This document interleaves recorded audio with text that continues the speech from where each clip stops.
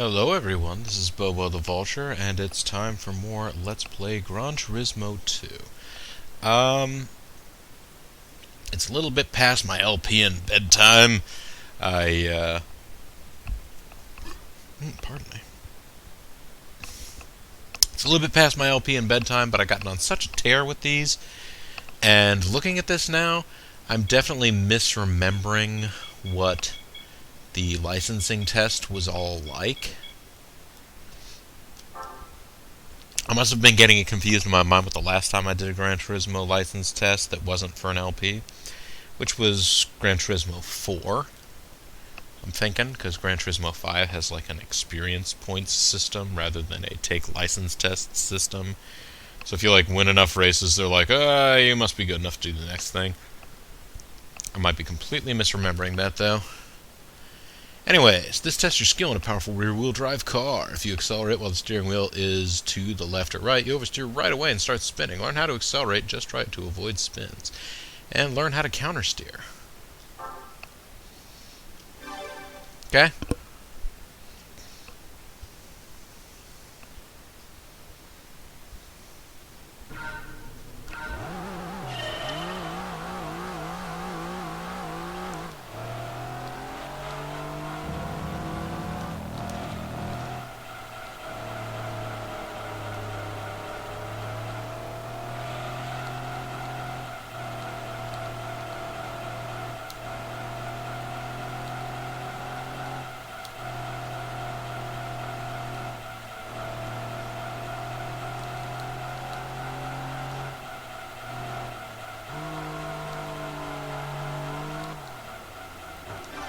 How's that? That was good enough for a bronze prize.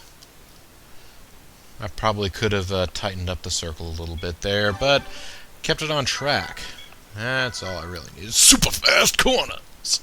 This is a set of fast corners. At the first, downhill goes into an uphill, so G-force adds weight to the car and helps steering. The next is on a hilltop, so the car is lighter and the steering is weaker. Speed up the last exit. It's important to note these things, folks. Basically, the suspension is compressed, the tires are pushing more weight down onto the ground. Yeah, that was a mess up. It's alright, I was not on full throttle at the beginning, as you saw anyway, so clearly I wasn't going to be able to be my best regardless.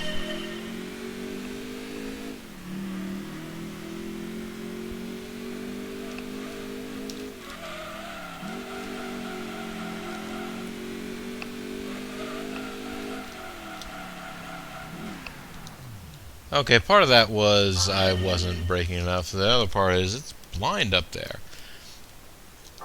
I think maybe this is Midfield Raceway, but I don't honestly remember what track this is. Now watch, this will be Grand Valley and I'll be an idiot. That's something that I was already playing a bunch in Gran Turismo 1.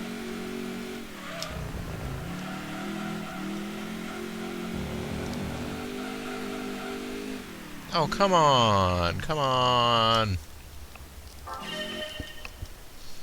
I yell at it as though it shouldn't have deemed that part of the dirt off course or something.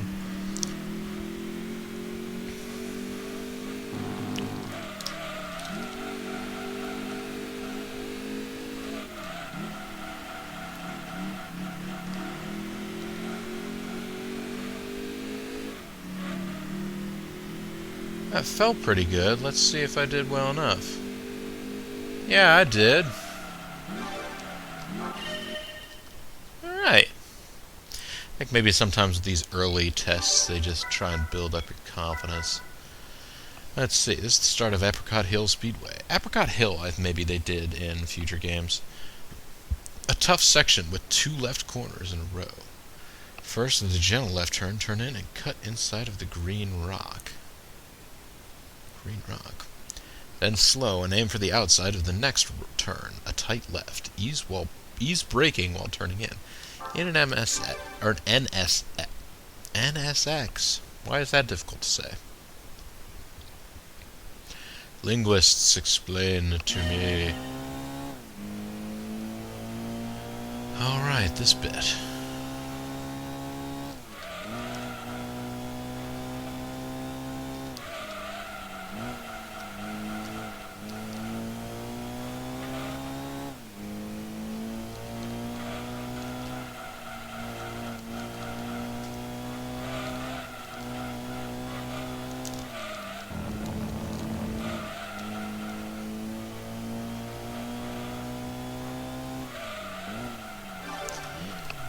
Again, considering that was mostly blind, that wasn't too bad, was it? It was only a couple tenths away from passing.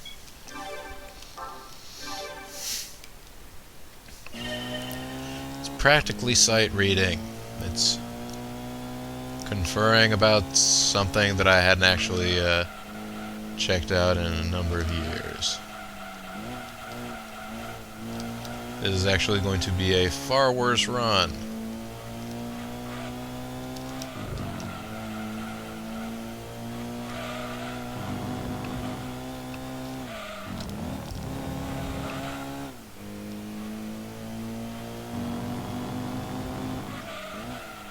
Actually, no, it was a better run. It was enough for a bronze prize.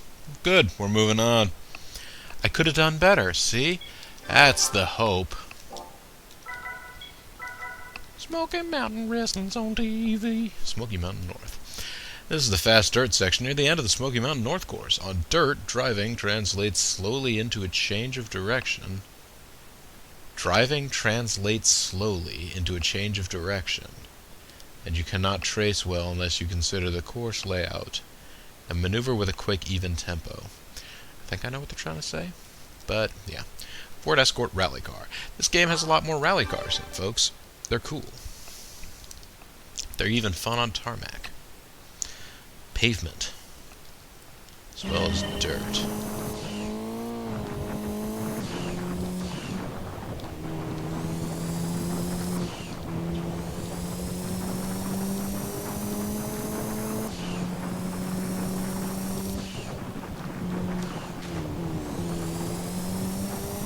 That wasn't the best result there, but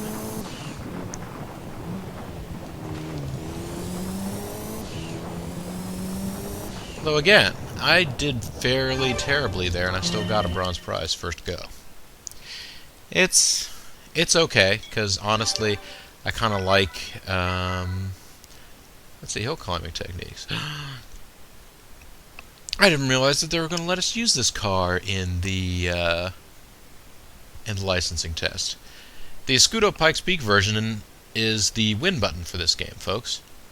Not the single most powerful car in the game, but pretty near, and all-wheel drive and ridiculous amounts of downforce means it maneuvers. This test is only for top drivers with high-power monster machines ready for the challenging Pikes Peak Hill Climb Road. The key is knowing when to speed up, to which the car responds strongly, and when to slow down, which the car will not do for you. Yeah.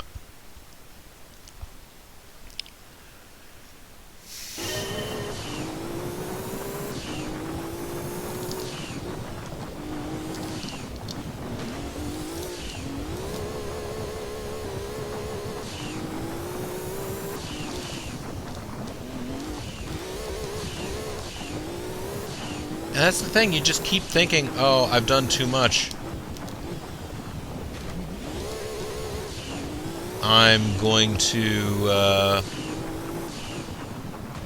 like, brake.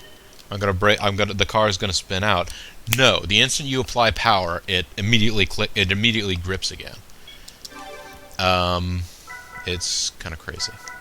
Downhill techniques. You're driving an FF rally car downhill on Pikes Peak.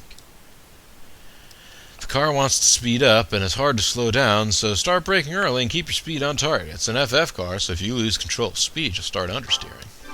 Good to know. Act as though the car will be, like, out of control. We won't be able to stop it.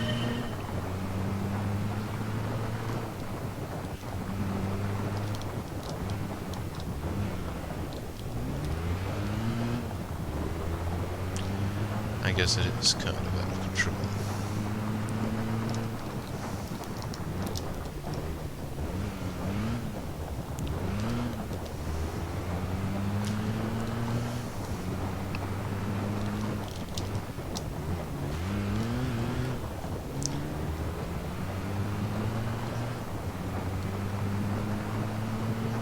Huh.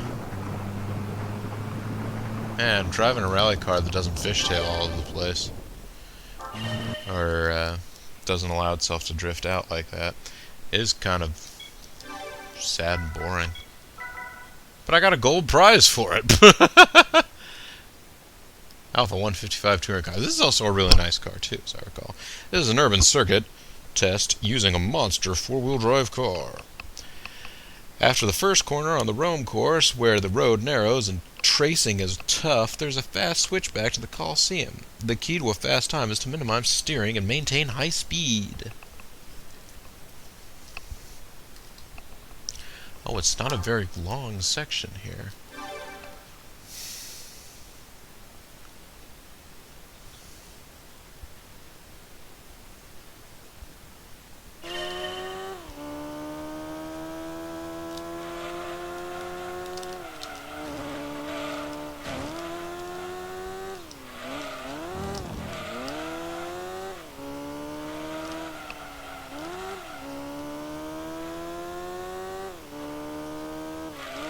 Okay, I failed. But hey, it's that same section we had to do in the test before. I suppose I shouldn't be complaining in that it's reviewing these same things, so by the time I get to it the second go around, I should know where I'm going and what I'm doing.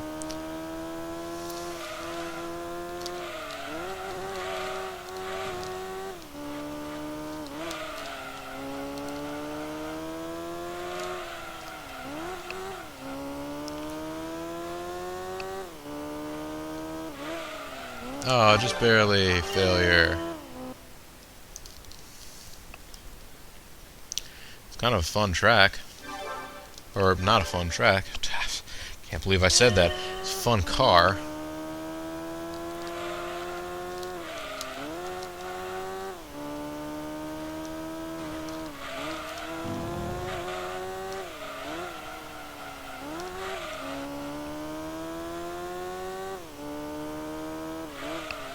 There, that did it. Bronze prize. I can't wait until all of my bronze, silver, and gold prizes arrive to me in the mail. I mean, I haven't even gotten the ones from Gran Turismo 1 yet. Midfield Raceway in the Jaguar XJ220 GT race car. Personally, folks, I think the Jaguar XJ220 is one of the coolest looking exotic cars ever. Here's time trial for Midfield Raceway's middle to final stage. At the first long turn, control acceleration to prevent understeering. Find the right point to go full throttle. Keep your car inside the line when going from the chicane to the hairpin.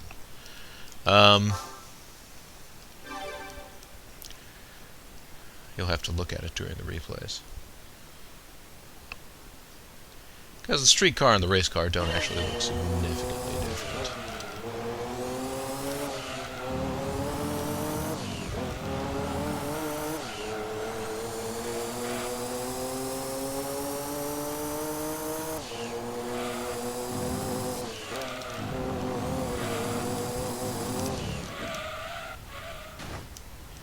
Out of course, fail.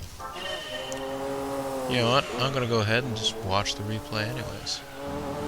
Because the car is so dang pretty. Oh, let me just stop and take in its sumptuous curves. Alright. So we got to do this again. Do it right this time.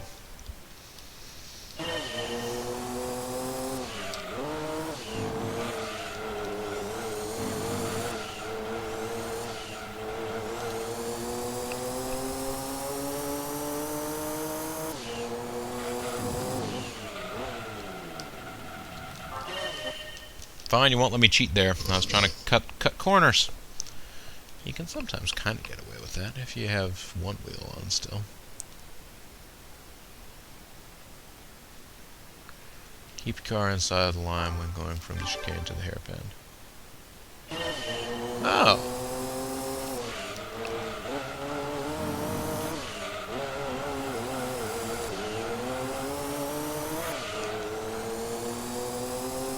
Maybe not the fastest way through there.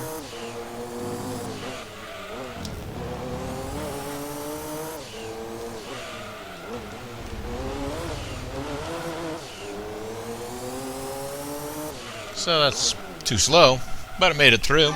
Fail. And again, yes, I believe this is a portion of the track that we've had to do in practices before.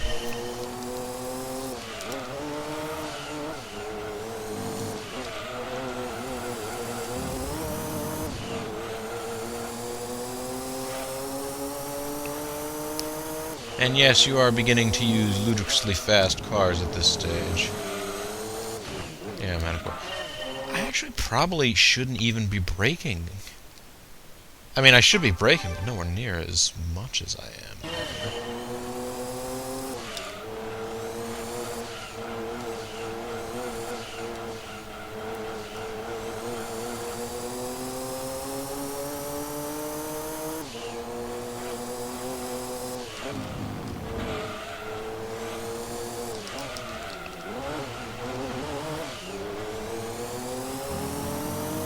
Yeah! Oh, we almost got a gold prize. Well, I guess we almost got a silver prize.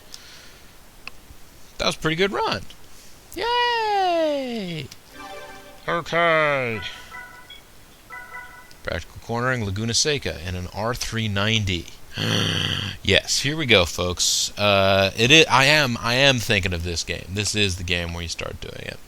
You start having license tests that you have to do in basically Le Mans prototypes. 24 hours of Le Mans cars.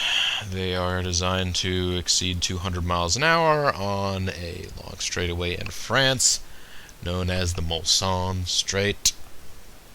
For safety purposes, it was actually about a year or two after this. They added a bunch of chicanes to it because, well, they changed the rules for the way the cars could be designed. Because the cars were getting going so fast that the slight bump in the road would cause them to, like, take flight, basically.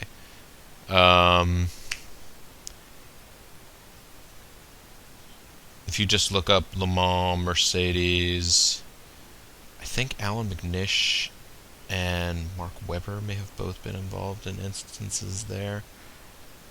I know Mark Webber certainly was. Alan McNish has certainly been involved in incidents at Le Mans. I don't know if he was ever in one of the Le Mans CLK GTR prototypes that would have had this problem. Anyways, here's a top driver test, clearing the Laguna Seca corkscrew in a pure race car. The car has a lot of downforce when going fast, but it loses it when slowing down. Maneuvering gets more severe at lower speeds, so be careful when braking into a corner. True dat, folks. These are cars that are designed to not be driven slowly. They are designed to be driven quickly.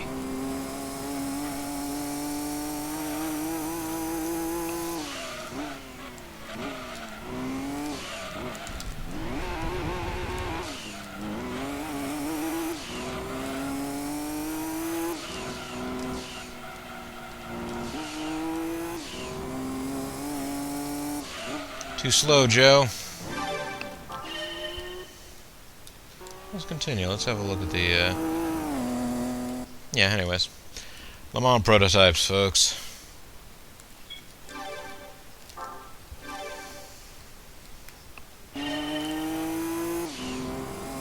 Among the world's fastest cars.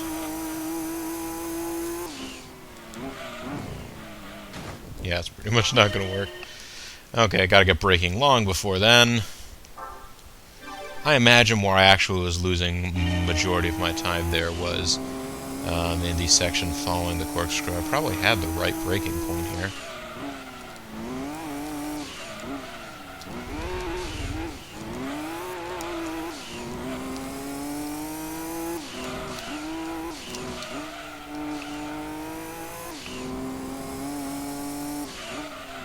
Oh, so close!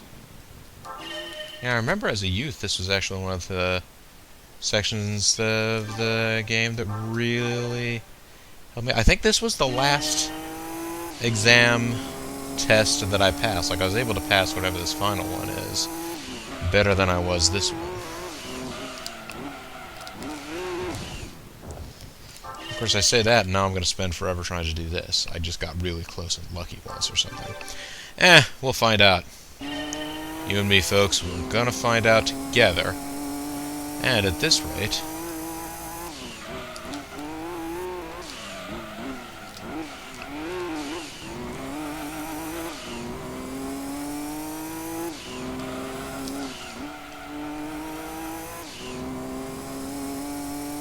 yeah, that'll do it.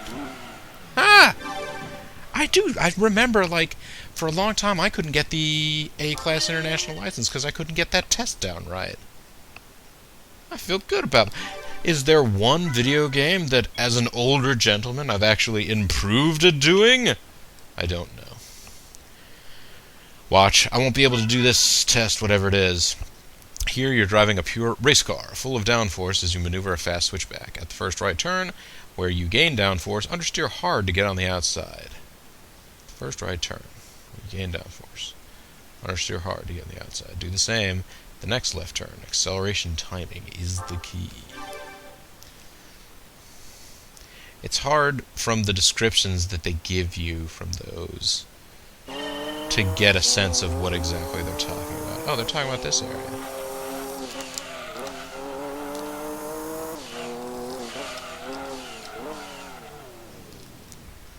Well, you know, we got the same problem. We could do this. A weird looking little car with a weird looking little paint job it is, though, huh?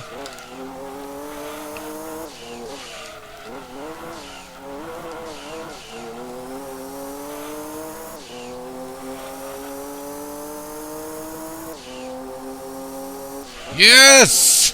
Ha ha! Suck it! Bronze prize. I don't care that that's not that high a prize. In honor of that, we're going to watch the Toyota GT1 complete its entire test run.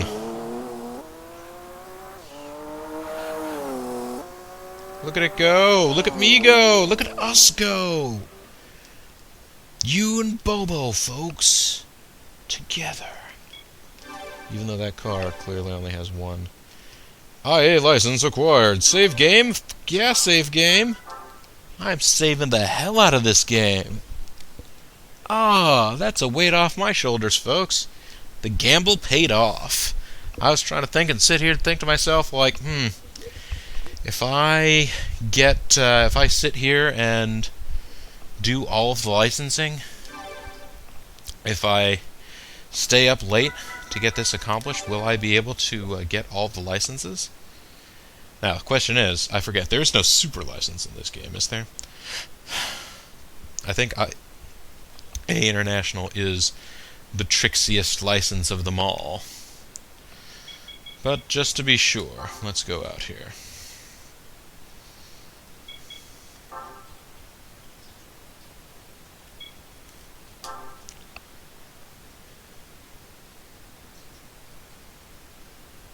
Son of a bitch! Son of a bitch.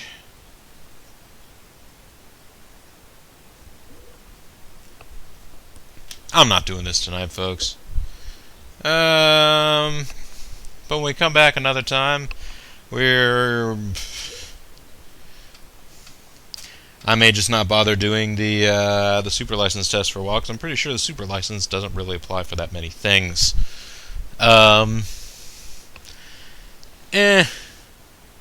Figure it out later, folks. Until then, though, this is Bobo the Vulture. This has been Let's Play Gran Turismo 2. Thanks very much for watching. I will see you in our next episode. Bye now.